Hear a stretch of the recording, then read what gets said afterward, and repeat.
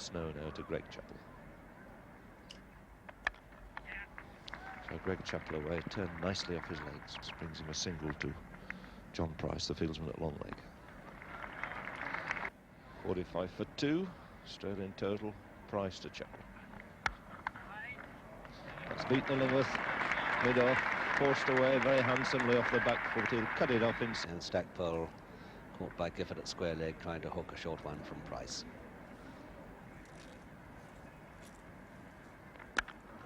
It's a fine shot, and he needn't run for that. Off the back foot, sweetly timed, 4 runs.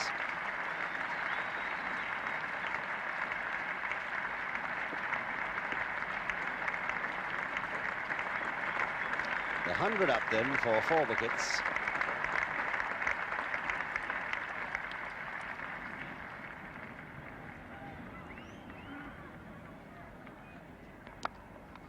Another beautifully played shot.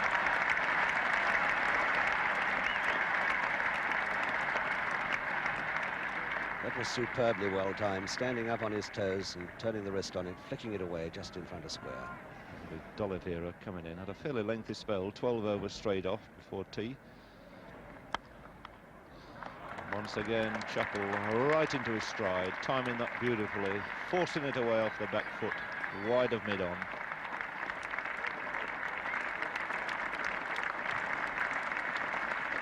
So applause for this very big and generous crowd. Greg Chappell coming to his 50 in 3 hours 7 minutes.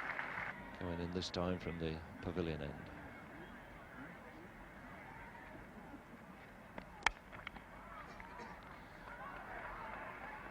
Good running there by Ross Edwards. Backing up well.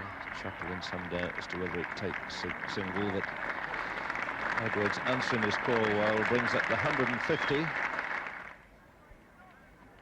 It's a good stroke, and D'Oliveira will cut it off quite successfully, although for a moment Chappell was looking for the single through the misfield.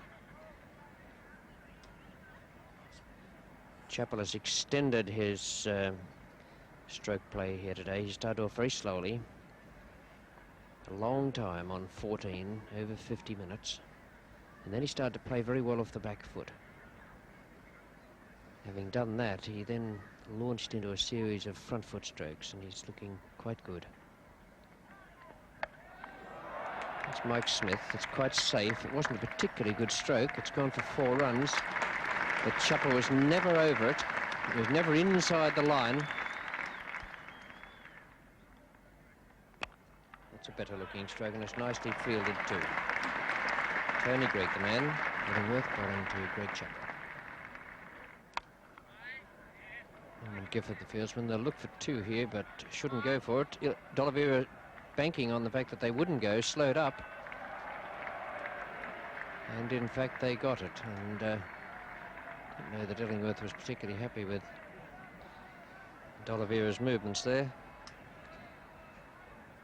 Hoping to keep Edwards up at the striker's end, and in fact, D'Oliveira let him off the hook.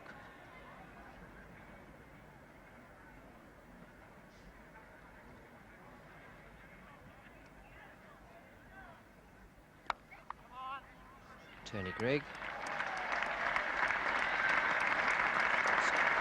It's the 100 partnership between Greg Chappell and Edwards. It came up in 125 minutes. Greg Chappell now has moved on to 90. Oh, that's a good delivery from Gifford.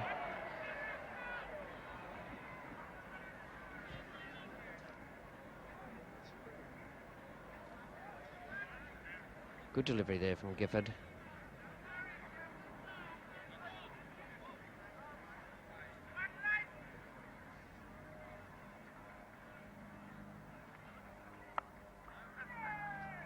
So some spin there for the Worcestershire and England left-hander, turning the ball away or across the body of Greg Chappell.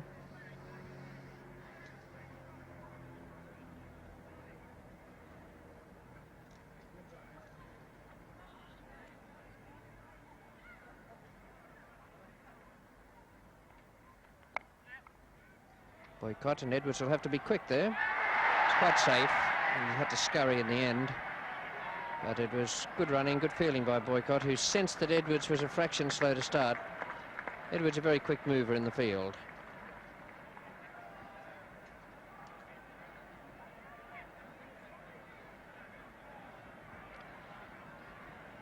Little push there from Greg Chappell. This is the replay of that run. You can see Edwards there slow to start off.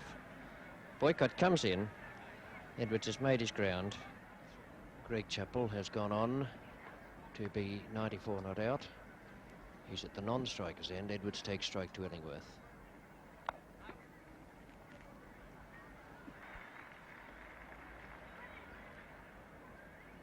Now a tight field placing here. Slip leg slip and a man at short forward point. Greg Chappell, the batsman, and Norman Gifford, the bowler.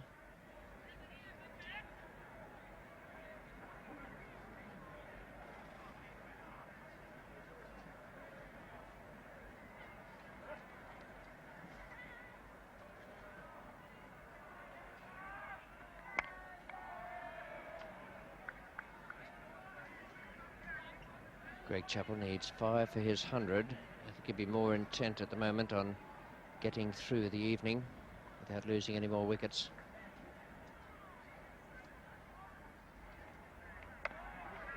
Well, he's got either 3 or 4 there. It should be stopped just inside the boundary, but he'll only take 2, I suppose. He'll want to keep Gleeson away from the strike in the last over.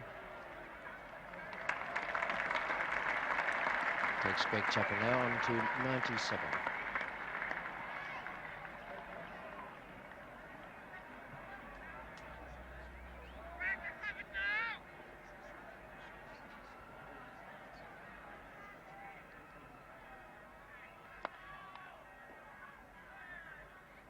And England now looking to keep Greg Chappell at this end. Illingworth has just pulled in Price from mid-on, some 5 or 6 yards closer. The offside field has come in, and that's a nice strike. You look for 3 here and he'll get it. The fieldsman's Luckhurst. So they'll take 3 runs, and it will give Greg Chappell the strike. The crowd rising to him at the moment. It gives him his 100, his first 100 in England, and a very, very fine effort. Greg Chappell and Gleeson stayed together until stumps, when the Australian total was 201 for 5, chasing that 272 first innings total of England. And the Australians really will have to work hard tomorrow if they're to win this match. I thought it's Chappell facing Greg. One stroke, nicely timed. Greg gave him a long, hard look from the bowler's end there, but that really was a superb stroke.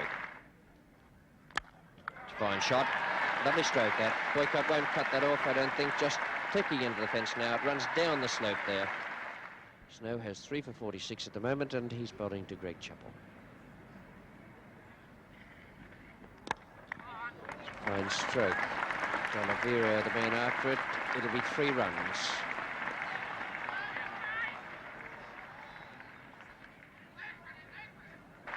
And to see Basil D'Oliveira in action for the first time this morning. 2 slips, no gully, a square cover, short extra cover mid-off. 2 men back at 3rd man, and long leg very square. Coming in now to Greg Chappell.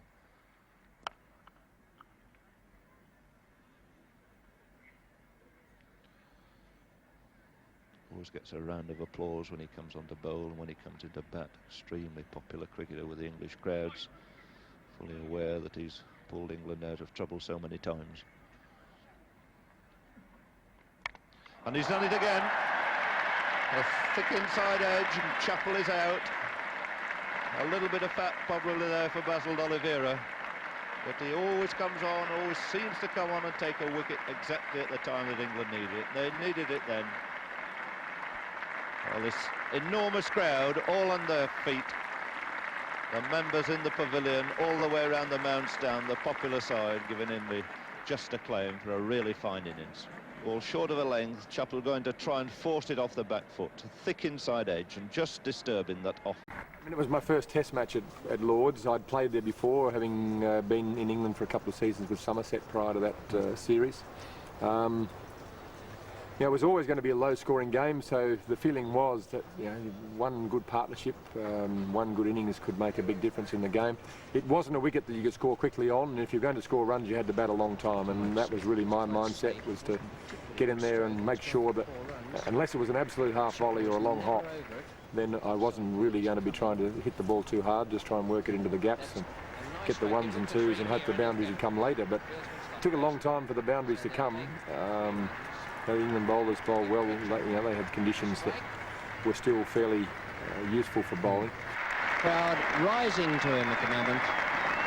It gives him his 100, his first 100 in England, and a very, very fine effort. It was a fantastic innings by Greg, and I thought Ian played very well too. I mean, Ian got 50-odd, and that really laid the foundation. Not that we had a big lead in the first innings, but Greg's innings was absolutely sensational. I thought this was the greatest innings Greg had ever played.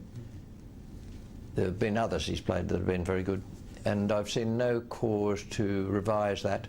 Magnificent innings and a magnificent player. I've always rated him the best player I ever bowled to. I didn't bowl against Viv Richards and Barry Richards, and of course I played against Sobers, and that was perhaps getting on towards the latter part of his career, although he played, I think, for another 5 years later on. We had breaks in between. But I thought, technique-wise, temperament-wise, there's none better than Greg Chappell. He's a very, very strong man mentally, enormously strong man. But he's never been a really strong physically. He's just got such superb timing, great eyes, great footwork. But he really just knuckled down and fought. And I can tell you, when he came into the dressing room, he was absolutely exhausted. There was nothing left in him. He was just close to death, And I just said, mate, that is the best innings I've ever seen and will ever see. It was probably something that he couldn't have done if he hadn't have played the 2 seasons in county cricket. He went over there 68 and then 69 with Somerset. And I'm sure he was, he was always a good player before he went over there. But I think he'd be the first to tell you that really tightened him up a lot. And probably having seen that, those sort of conditions day in, day out, you probably see them, 30, 40 days in a season, county cricket. So it wasn't the big surprise to him that it would have been to some of the younger batsmen. I felt I only made one mistake, and that was the ball that I finally chopped on from Basil D'Oliveira. The rest of it, I felt as though I'd played about as well as I was physically and mentally capable of doing. And he's done it again. A thick inside edge, and Chappell is out. Well, this enormous crowd all on their feet. The members in the pavilion all the way around the Mount Stand, the popular side, giving him the just acclaim for a really fine innings.